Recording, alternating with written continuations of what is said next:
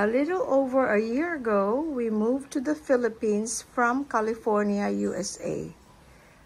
We have lived there for decades. Louis for 45 years and I was there for 30 years.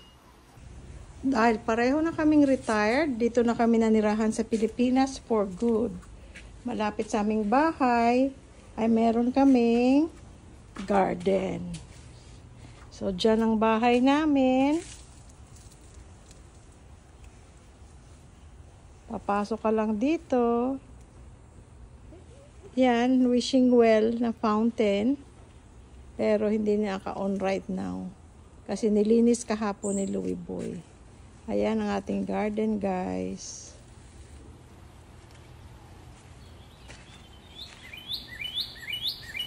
So, meron na tayong mga bunga.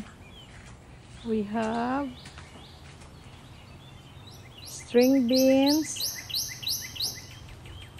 Meron tayong ampalaya.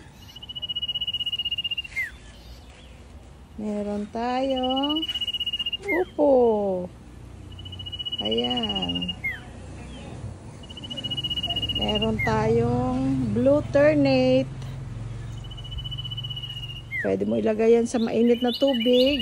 Nagiging healthy na tsaa. Meron tayong mga sili doon. May kangkong. May kamatis. Sibuyas. Okra. Pechay. Ayan ang okra. Kahapon na ako nag-harvest. Ngayon meron na namang mga bunga. Ang bilis tumubo. Meron tayong kalamansi. Meron tayong talong, kalabasa, malunggay. Ayan ang talong, lechugas, at alugbate. Maraming salamat, Lord, sa ulan, sa sun, at ang ating mga tanim ay tumutubo. Meron din tayong golden kaimito. Doon meron din tayong seedless atis. Itong kaimito, golden kaimito, isa lang ang buto. At saka yellow siya. Ito, langka na mapula ang laman. Ito naman ay paborito kong chico.